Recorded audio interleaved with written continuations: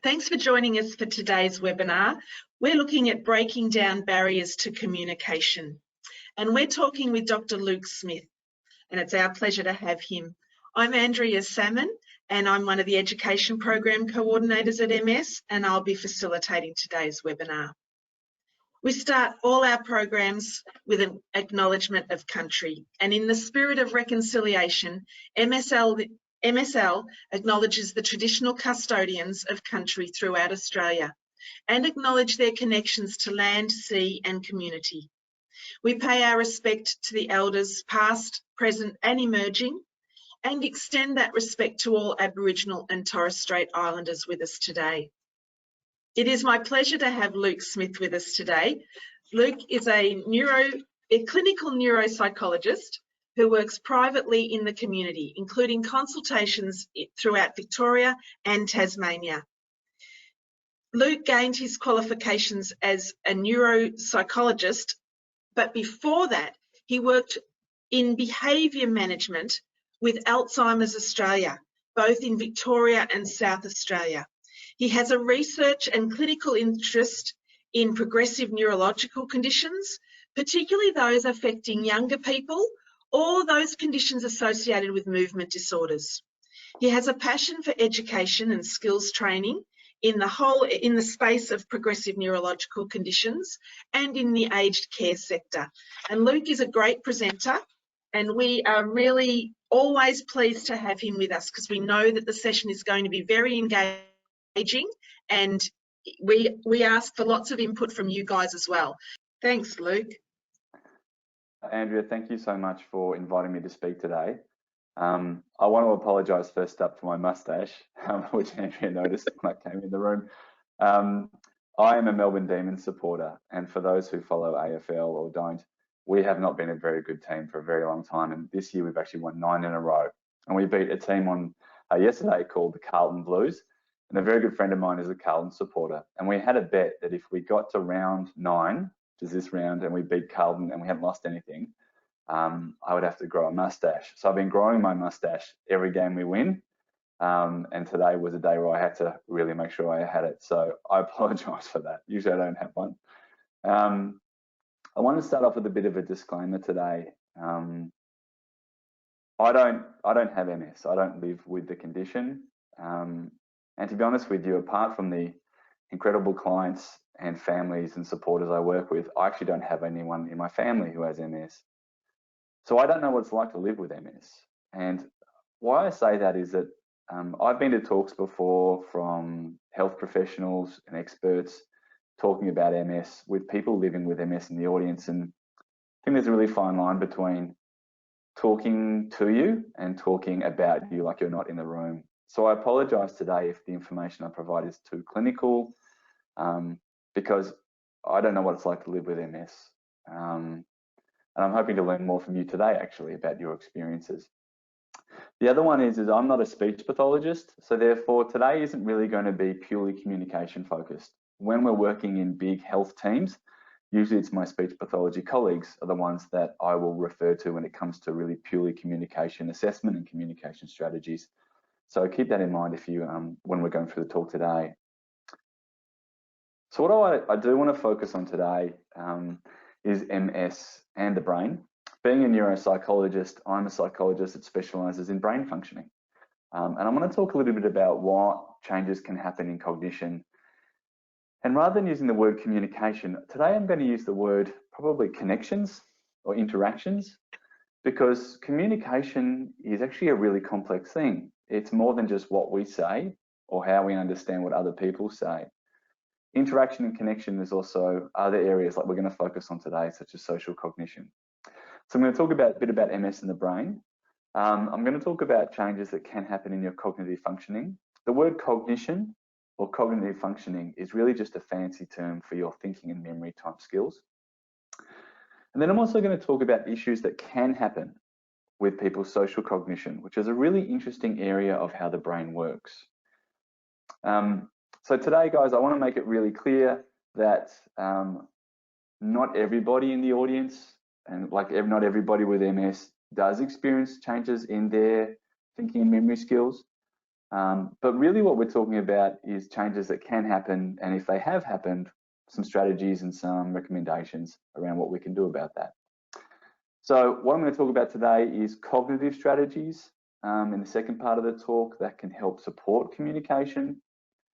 Something we often don't think about is that when we are connecting with other people, there's ways that we can actually choose and tailor our environment to support our cognitive functioning, to support our thinking and memory skills.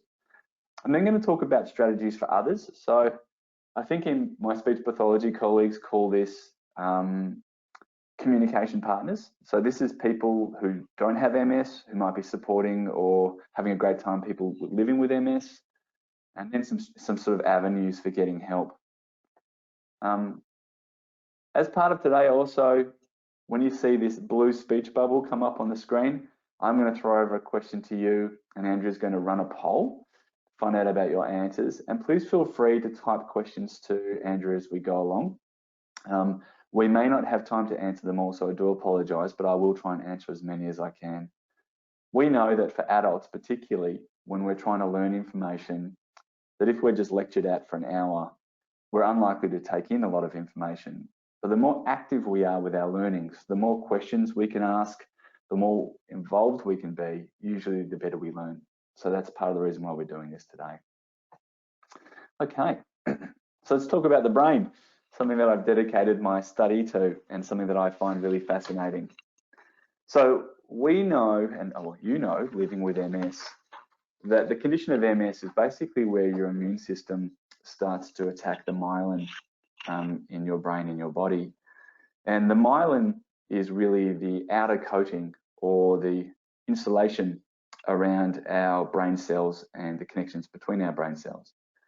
When this occurs, when this process occurs, we can start to see damage to that myelin, damage to the insulation that is around our brain cells. You can start to see swelling of the myelin, which causes inefficiencies in the way that the message travels around our brain and between our brain cells. So with MS, the way that it is in our brain, depending on where it is how that affects our thinking and memory skills. Interestingly, what research shows is that it's not necessarily how much MS you have in your brain that determines the changes in your thinking and memory skills. It's actually where it's located. It kind of makes sense, really. This was an early learning experience for me in my career, where I met a middle-aged woman who'd been living with MS for quite a period of time.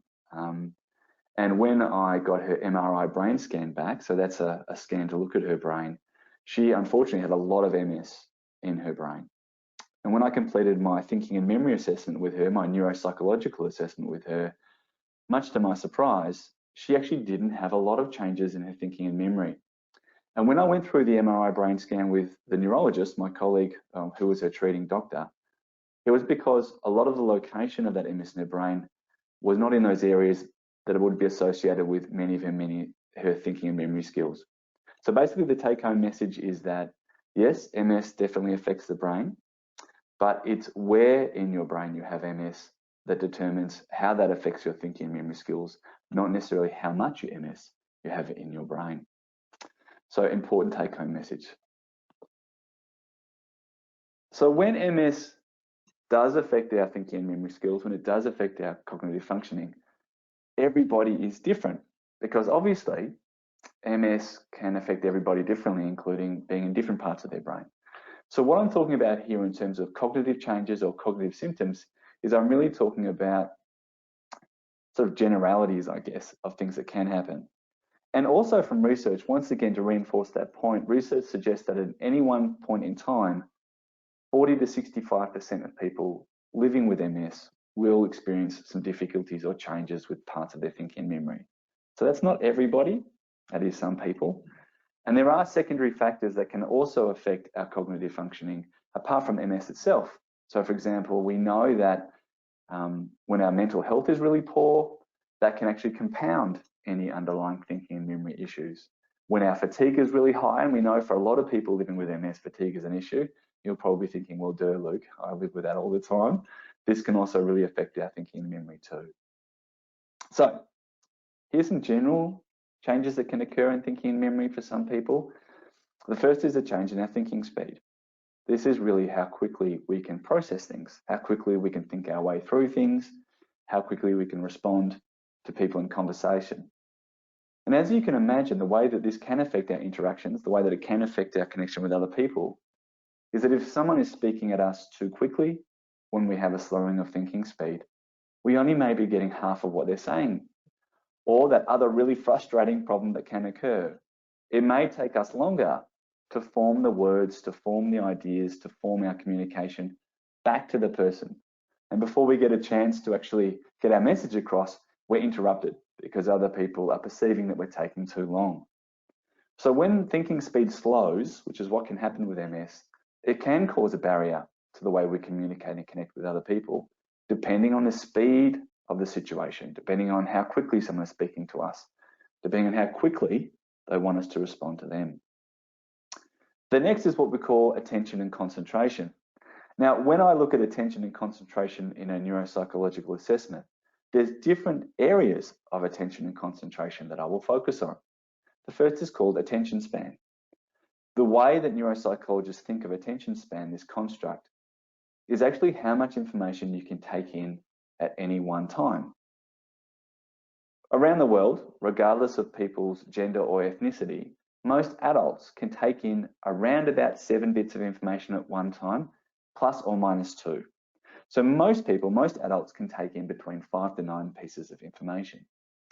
But unfortunately, if MS is affecting this ability for you, you may only be able to take in 3 to 4 pieces of information, whereas prior to MS, you could take in 7 or 8.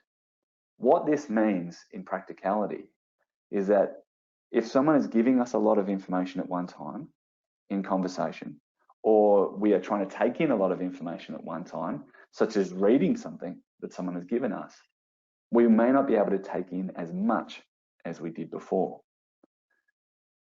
The next one is sustained attention.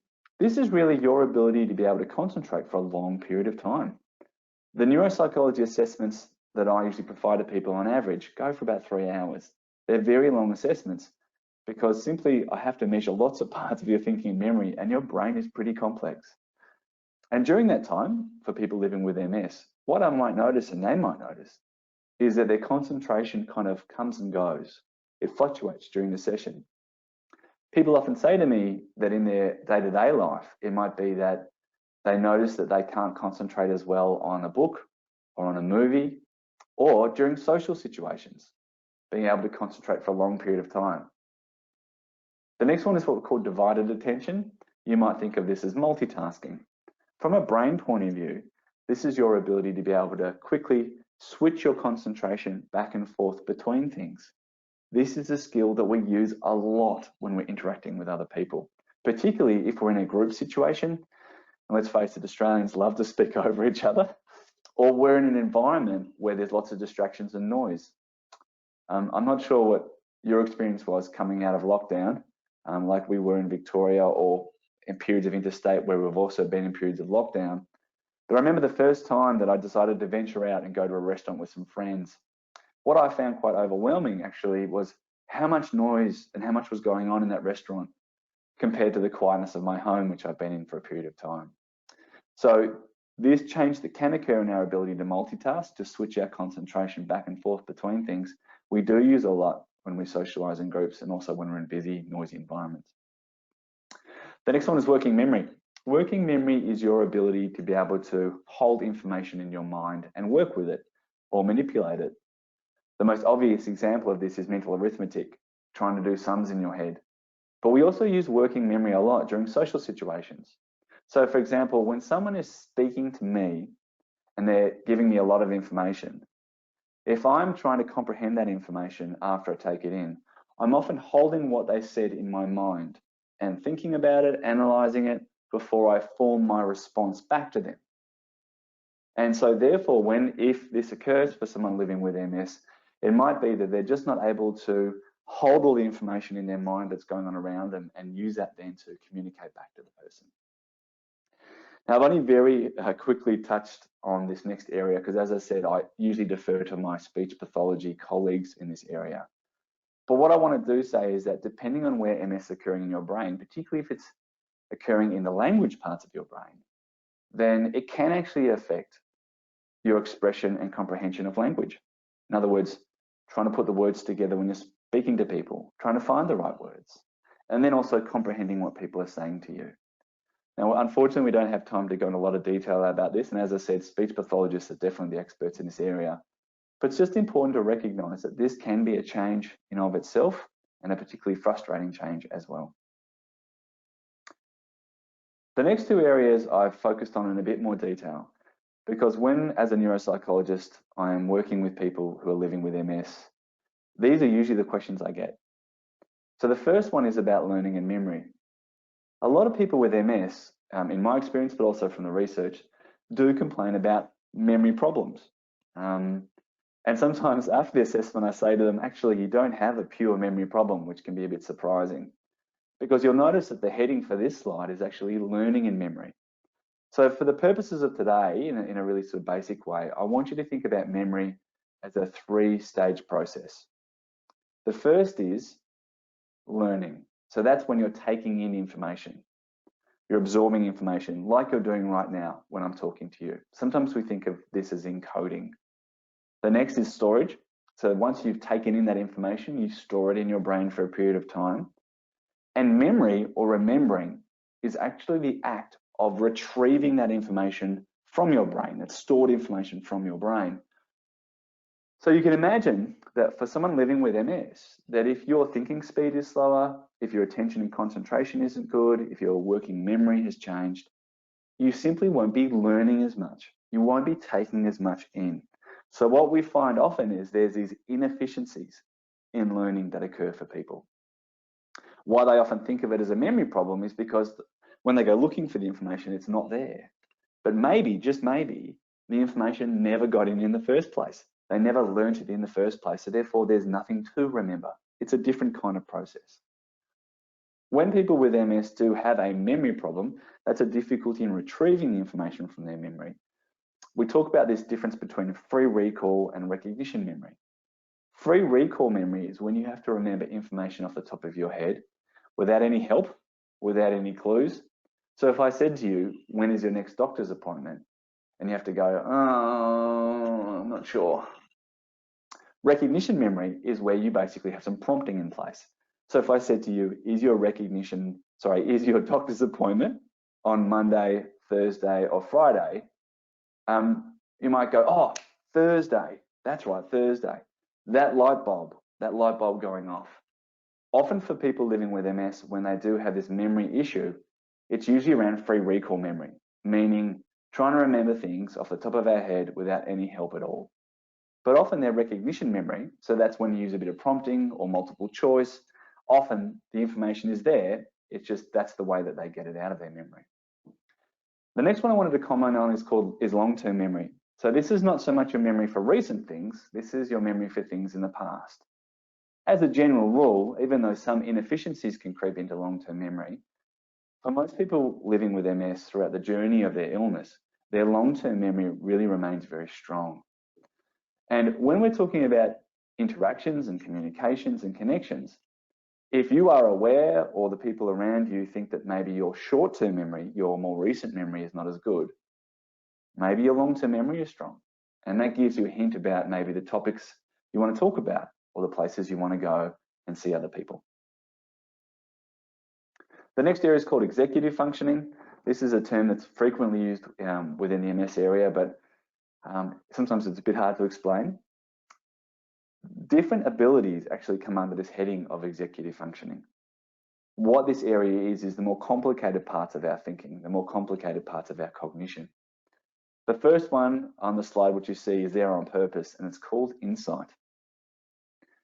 Insight is actually a neurological symptom or a neurological term, and it's important we recognize this for people living with MS, maybe for yourself, or if you're supporting someone with MS, the person you know. To try and help you understand insight, I'm actually going to give you a riddle to solve. I'm going to get you to use, ironically, your executive functioning. And for those who have heard this one before, if they've seen any of my talks or seminars, please feel free to follow along. So here, this is how I'm going to demonstrate insight and how insight works within our brain. If you go to your doctor, sorry, I'll start again. If you break your leg, what part of your body tells you that you're in pain? What part of your body tells you there's something wrong with your leg? Well, I'll give you a hint, it's not your leg, it's actually your brain. Your brain is the part of your body that really tells you there's something wrong and allows you to understand that there's something wrong with your leg.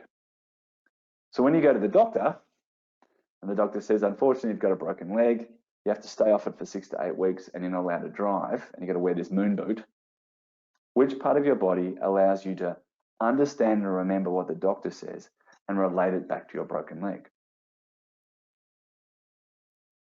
We've probably guessed already, it is your brain. So here's the riddle.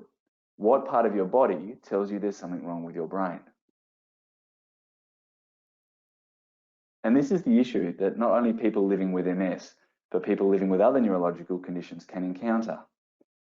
Sometimes people with MS can be accused by others of being in denial and that they should just face up to the issues and take responsibility.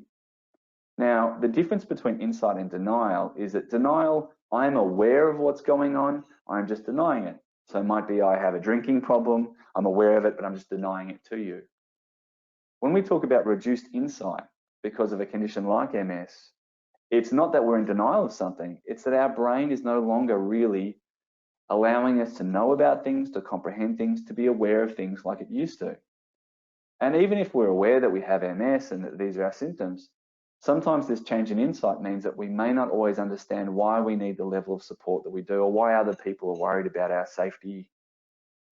And this can cause a lot of conflict in our relationships with other people and can really be a barrier to our connections. If people think that someone living with MS is in denial, an emotional denial, and they try to force them out of it, rather than recognizing that for some people living with MS, their brain, their cognitive functioning may not be allowing them to understand or be aware of exactly what's going on all the time. Something important to recognize. The next one is idea generation. This is coming up with ideas quickly. And this really plays its way out in communication when we have these word finding difficulties. So for example, when we're going looking for a word and we can't find it, or the word that we do find is not the right word.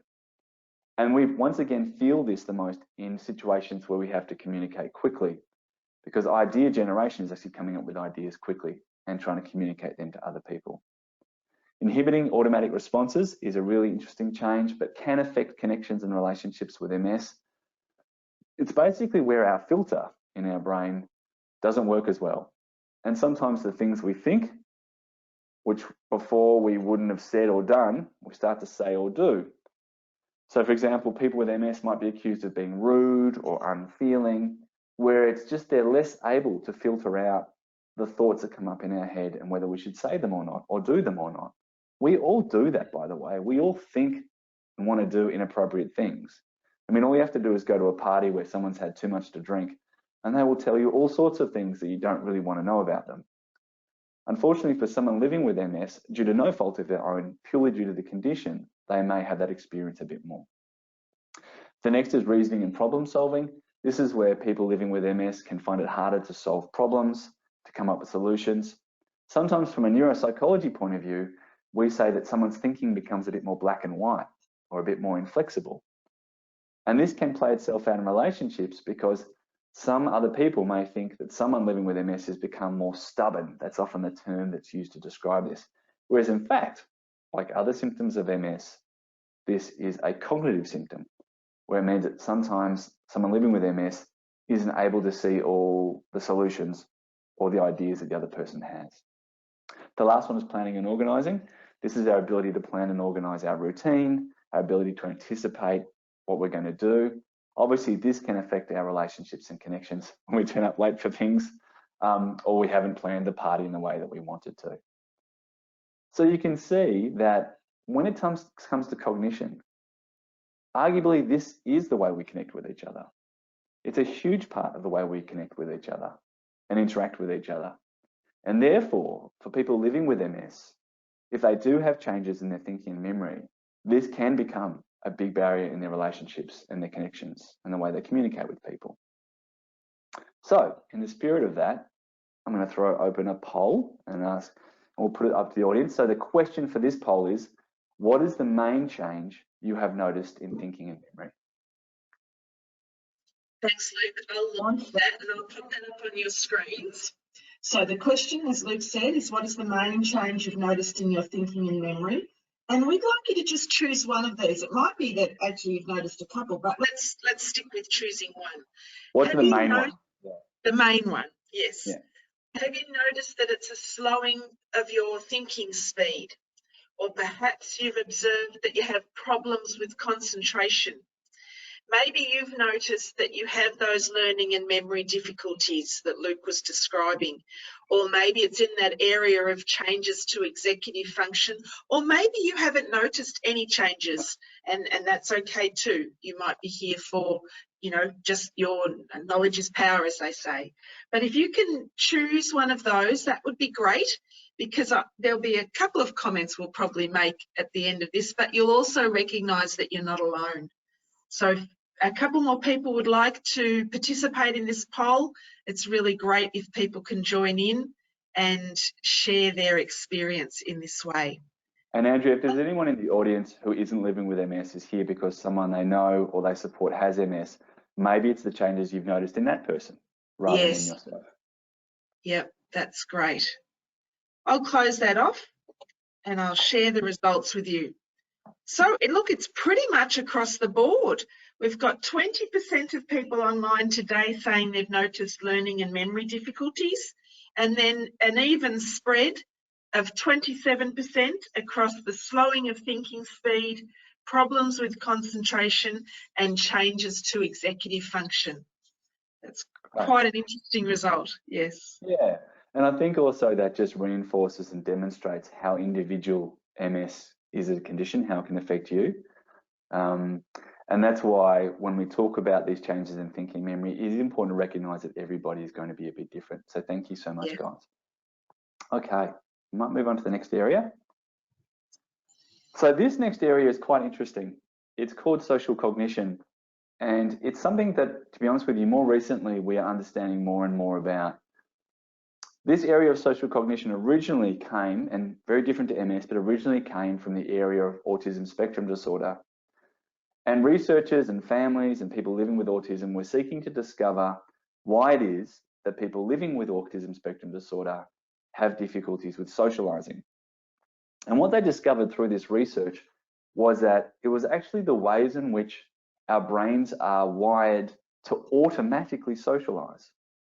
We are group animals. What I mean by that is that there are some animals in the animal kingdom who, after being born, and apart from going and making babies, they spend their entire lives by themselves. They are isolated and alone as an animal.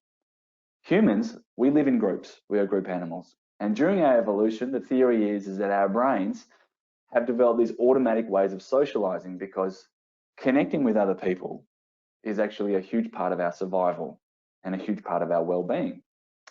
What we know from research for people living with MS, and keep in mind this won't be everybody living with MS, is that MS can actually affect the ways that we automatically socialize with people, not just the way we talk to people, what you might think of as our non-verbal communication.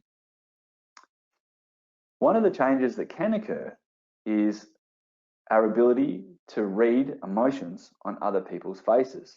So if this change does occur for someone living with MS, usually it's actually our ability to read negative emotions.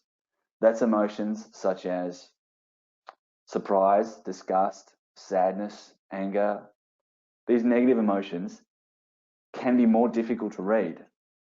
The one emotion actually that is less affected in terms of our ability to read someone else's face is happiness, which is really interesting.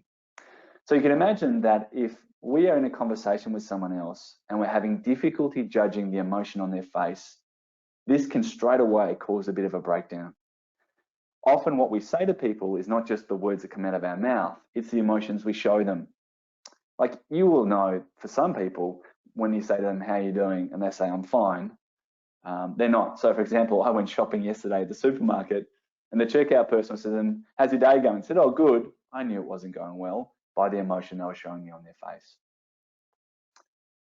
The next step in this is what we call theory of mind. So when we use these, our brain tries to automatically read other people, automatically socialize. it's not just us reading people's emotions. We also then automatically try to read their mind. We try and consider what they might be thinking and how it relates to that emotion. So for example, when I saw this checkout person who I read as appearing to be quite sad and glum, my next thought was, maybe they're towards the end of their shift. Maybe they've had some rude customers today. Maybe they don't like their job. I'm trying to anticipate and guess automatically, without thinking about it, what they might be thinking. This is something else that someone living with MS can have difficulty with if there's changes in their social cognition. So it might be with that checkout person, no fault of my own, I'm having a conversation with them that isn't picking up on the fact that they're having a bad day. Maybe I'm saying to them, oh, you're so lucky to work here and you're so lucky to have all these customers. They might be thinking, no, I'm not. And that's causing a breakdown in their communication. Also goes a step further. This area of social cognition is also about how we read the emotional tone of people's voices. A perfect example of this is sarcasm. Sarcasm is where we say the same thing, but we change the tone of our voice. So there's a difference between me saying, I love being a Melbourne Demons supporter, compared to I love being a Melbourne Demons supporter. My non-verbals, the tone of my voice, are telling you that this is sarcasm and I probably don't love being a Melbourne Demons supporter, which at the moment I absolutely do. So you can see that when we're talking about these changes in cognition, it's not just literally how cognition works with our communication, the things that we say and how we understand what other people say. Also, there can be changes, no fault of our own, purely due to MS, around how we read people and their emotions. But also, interestingly, it can go the other way. So, for example, research does show that for some people living with MS, how they show emotion on their face, because our brain does control that as well, may change.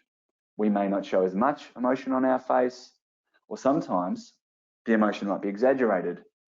In my experience working, living with people with MS, it's not as common, but a symptom that can develop. And by the way, be really careful during this talk to not assume that all of these changes will happen for you. Some of them may never happen, and some of them you may never have. I'm just talking about the things that can happen. Is something called pseudo-bulbar affect, or emotional ability. This is where the emotion we express, whether it's laughing or crying, is actually more exaggerated than how we feel inside. The great example of this was a husband last year saying to me that his wife, who lives with MS, was watching a romantic comedy. And at the end of it, she was really crying, like almost where he needed to go and comfort her.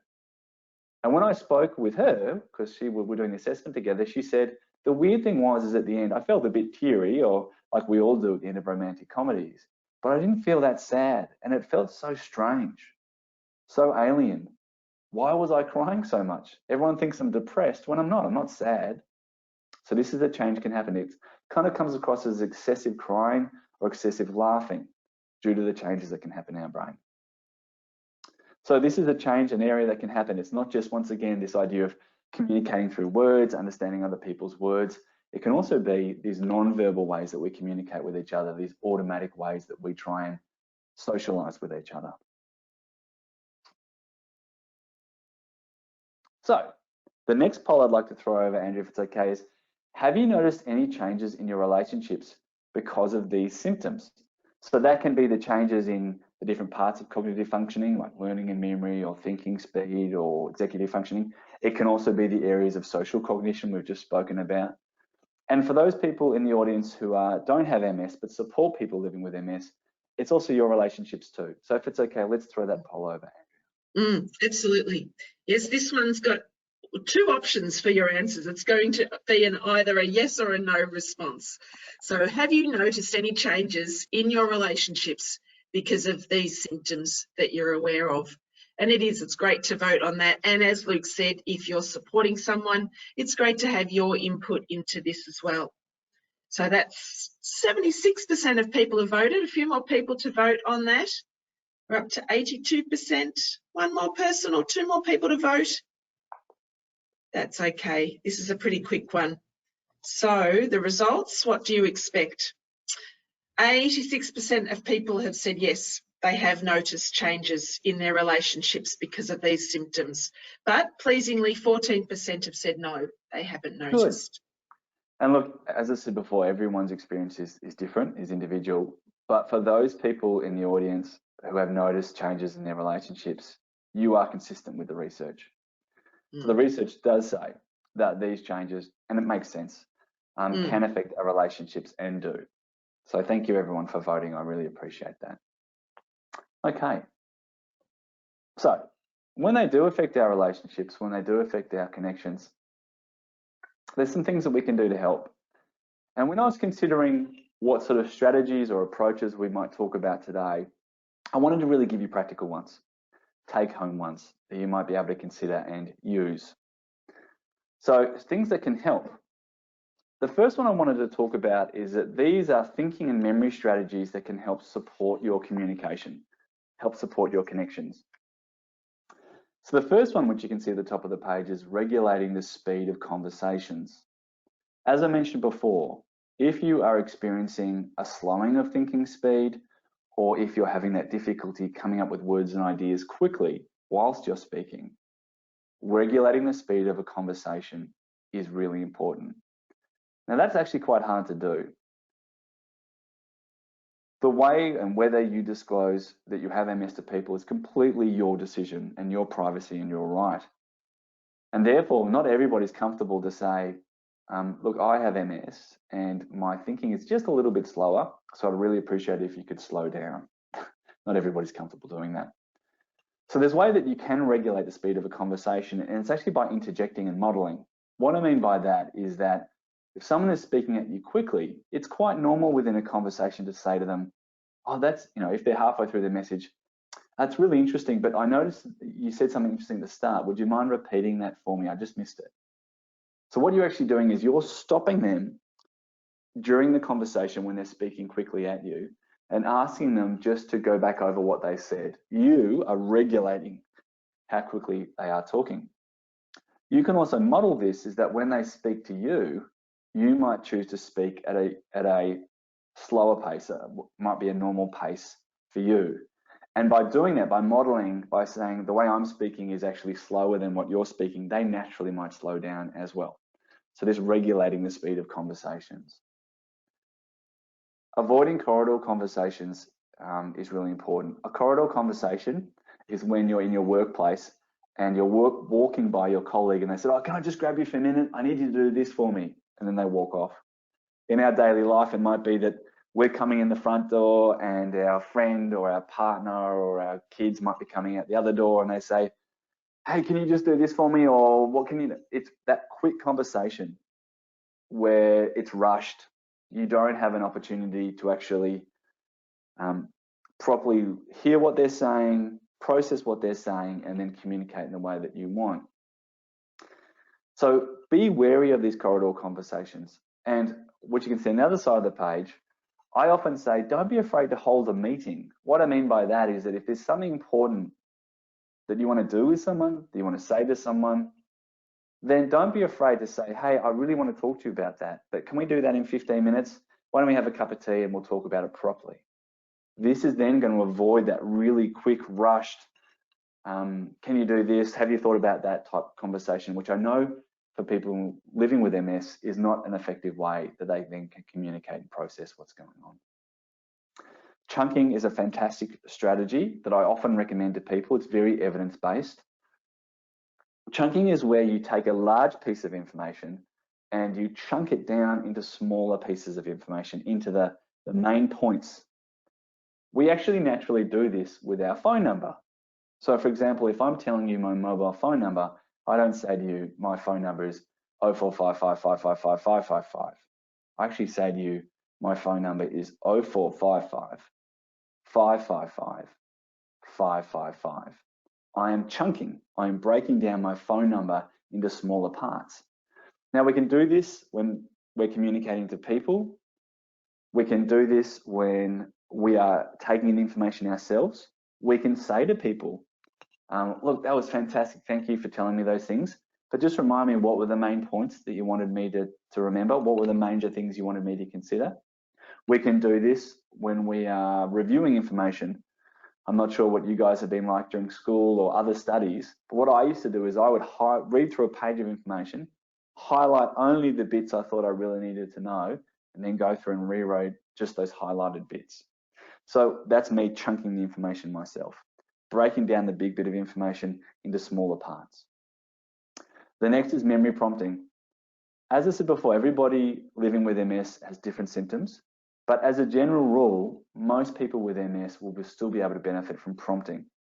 So when we're talking about connections and social environments, that is where if you're having difficulty remembering something, someone simply prompting us means that sometimes we can retrieve that memory a bit more easily.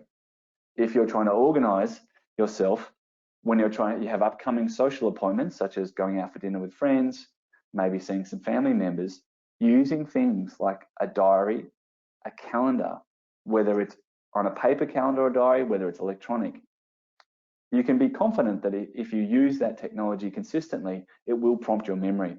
Not just when it is, but why you're seeing your friend, what you're talking about with them, what you spoke about last time. So memory prompting is a really useful tool. Meaning and context is quite interesting. Everybody's sort of learning and memory is different with MS. But meaning and context is for some people living with MS that what helps their learning is when they actually have information about why they're learning it. The example I usually use when I'm working with people with MS is the difference between remembering a list of grocery items and remembering a recipe. So if you're going to the shops and you're trying to remember grocery items on a list, like I need spaghetti, meat, onions, tomato sauce, that might actually be harder for you than actually remembering the recipe and the last time you cooked spaghetti bolognese. I need to get the onion and the garlic because I always start with that. It gives that lovely flavor. I'm going to get the meat. I think I'll probably get the reduced fat beef, minced beef I normally get.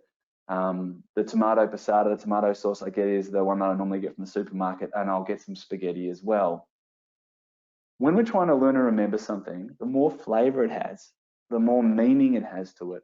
Often our brains like doing that. So basically it's a bit like a story. Story learning can actually really help. And therefore in social situations, you can use this with other people by asking them to give you the flavor. They said to the other day I went out for breakfast and I went with my friend George. You can say to them, what did you have for breakfast? What's your favorite thing to eat there? How is George? What sort of things did you talk about? This will then help you to learn and remember the information and probably then communicate with the person.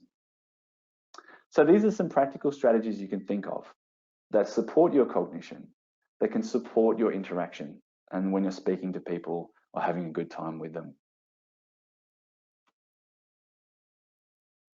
This next one, and I want to leave some time at the end, by the way, for some questions. So I want to leave it like 5 or 10 minutes in if we can, is about your environment. It's interesting when I'm speaking with people, not just living with MS, but with other neurological conditions. We often think about interaction, literally the words that we use to talk to people. We don't often think about the greater environment in which we are seeing people and socializing with them. But we know from research and for people's experience who are living with MS, this can be really important. So the first one is the level of noise and distraction. This is particularly important if you are having this change in your attention and concentration abilities, your attention span, your ability to concentrate for a long period of time, your ability to multitask. The level of noise and distraction in your environment might actually be the major barrier to your ability to have a good time when you're socializing with friends and family. So think about where you want to catch up with people. Do you want to catch up at that really busy restaurant where they have 30 tables and it's really noisy and there's TVs on in the background? Or do you want to go to that local cafe where there's usually only 10 tables, there's no TV on in the background, and in general, it's a much quieter environment? Think about the environment you want to interact with people in. Maybe consider the number of people. So for some people living with MS, for example, if these attentional changes have occurred, if their thinking speed is a bit slower or there's learning and memory issues, the more people that they're interacting with in a group, the harder it is to interact. Often around Christmas time, I know that for some people living with MS, they'll say to me, I'll say to them, how was Christmas? And they go, it was good, but I caught up with family and while everyone was talking, I just kind of sat in the background. I couldn't really keep up. I couldn't really take in what they were saying because there was just too many people. So think about how many people you want to interact with. Are you better interacting in a one-on-one situation? Could you interact with just a few of your friends rather than a group of 30?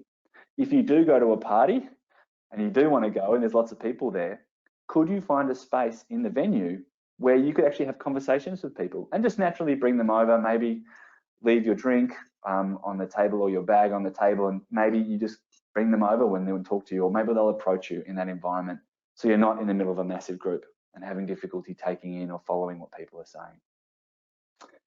Time of day is something I'm sure a lot of people haven't thought about, but I honestly believe, which I say to the clients I have with MS, and I mean it, that I don't believe I've ever experienced fatigue in the way that people with MS can experience fatigue.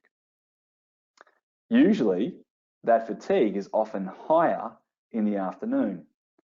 Part of our biology for all people is something called circadian rhythms.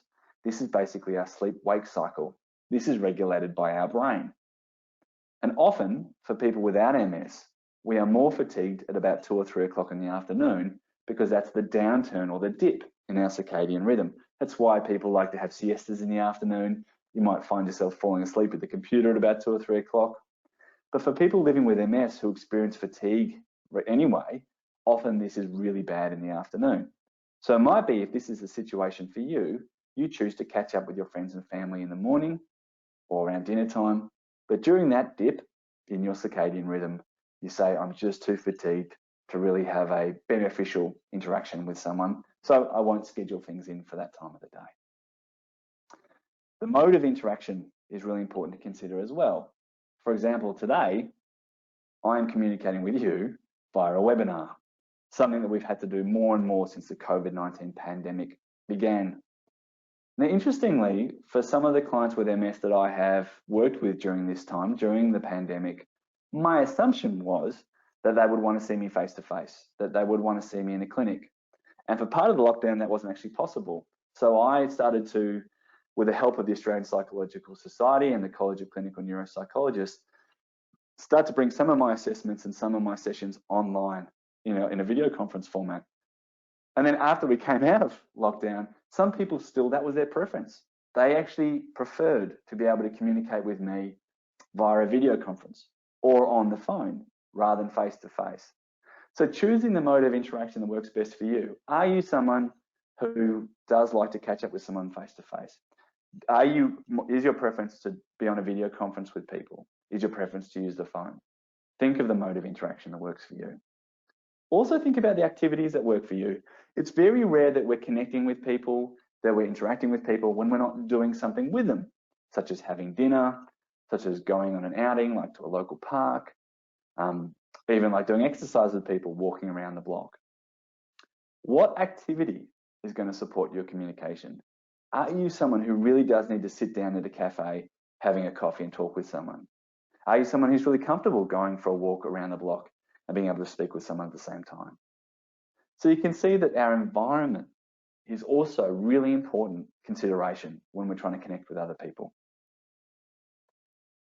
So the question that I have, and this is a difficult one because there's a million different environments we like to be in, but I thought I'd just throw it open, is what environment best supports your ability to communicate and interact?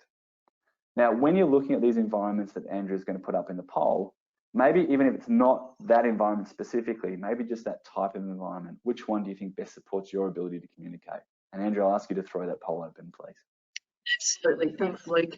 It's a great consideration actually to think about what environment best supports your ability to communicate and interact.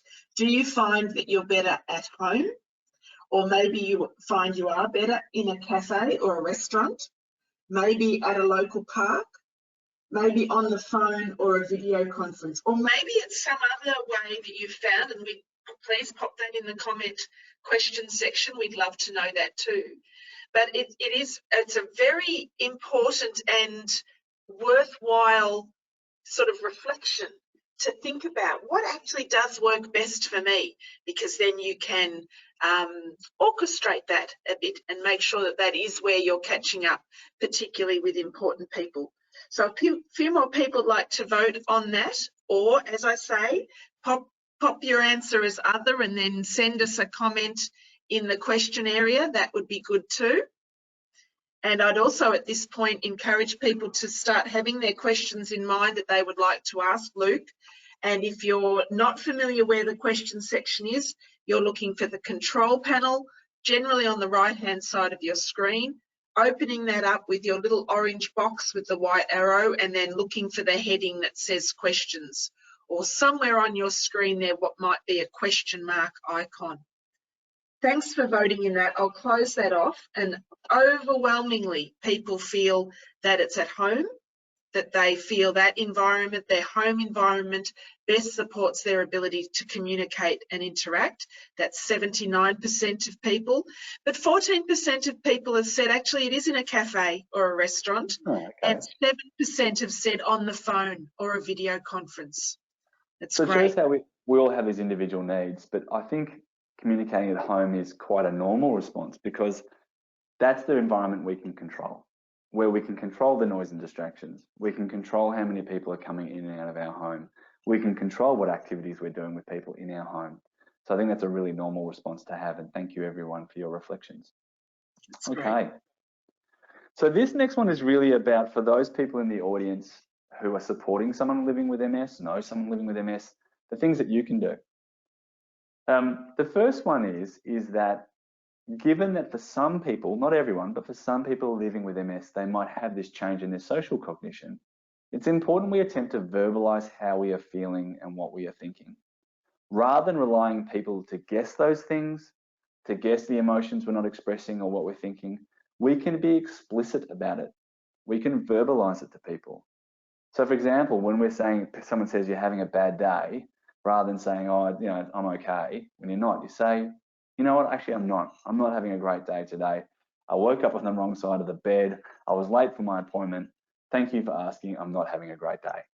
Being explicit about it in a really respectful, kind way can actually then assist that person's ability to read our emotions. Recognizing the difference between denial and reduced insight. It's important we try and do that, because once again, if we think that someone living with MS is in denial, whereas in fact this is a reduction in their insight because of MS, we will try and get them out of denial. We will try and use logic and argument and saying they need to take responsibility. And why can't you do this? Why don't you do that? It's important to recognize that reduced insight can be a symptom of MS. Logic and argument will not always help.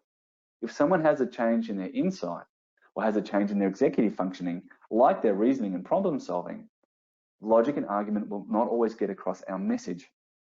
So you need to do this because of A, B, and C. Why don't you do this because of A, B, and C is not always going to be the best way to communicate.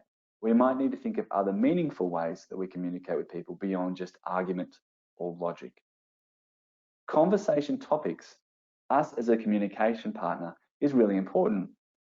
For example, if I know or suspect that the person that I'm supporting living with MS does have a change in their short-term memory or their day-to-day memory, maybe I will concentrate on topics that I know that they can remember, that I know that they can access.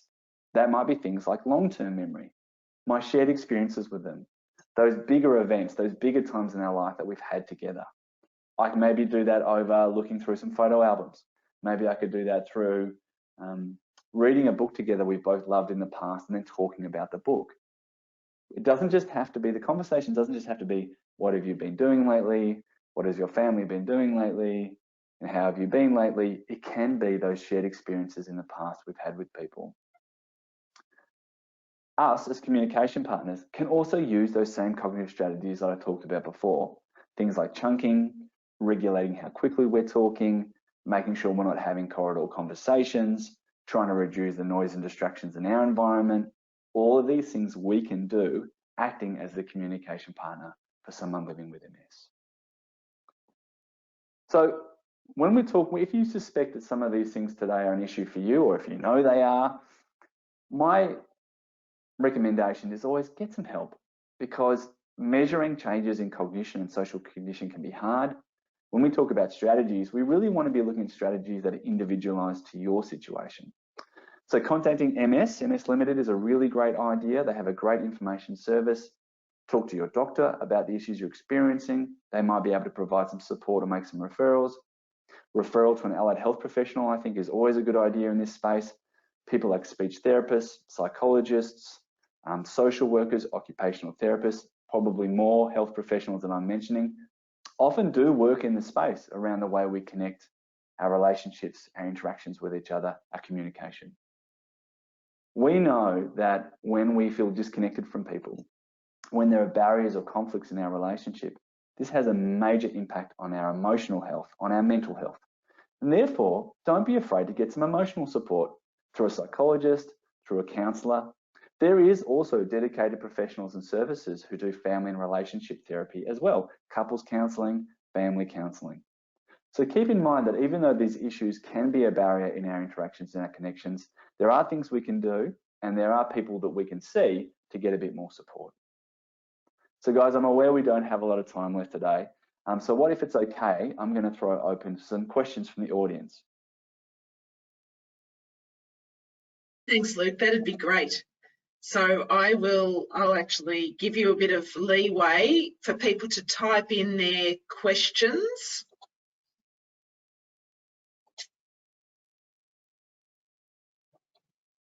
By popping back here.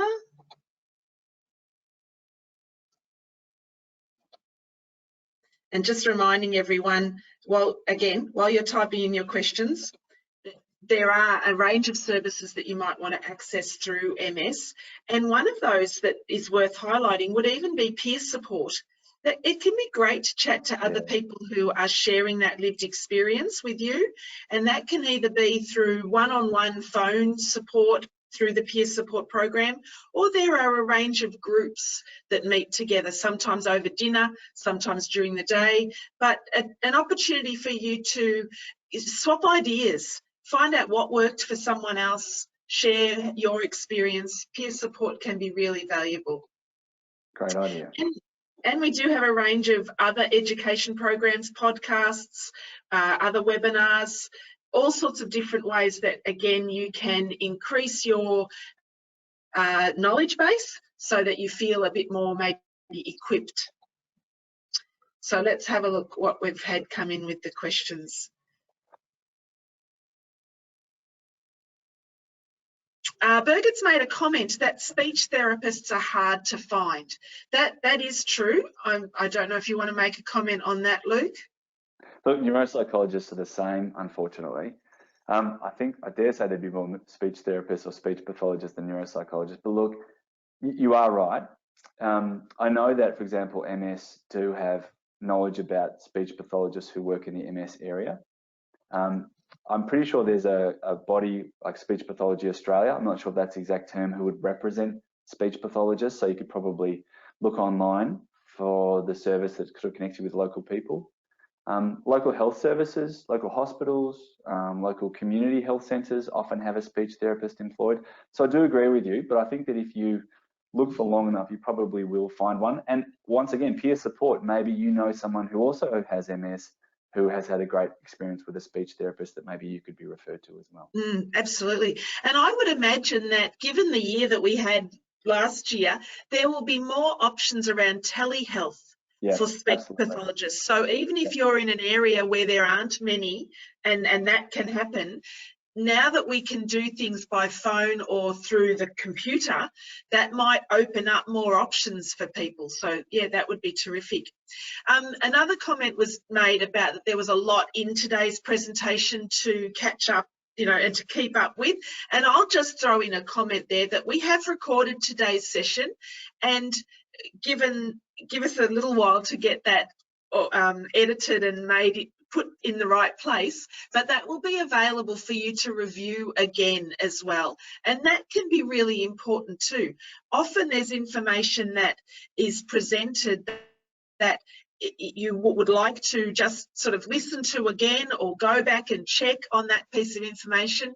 And that's why we record programs and have them in our webinar library.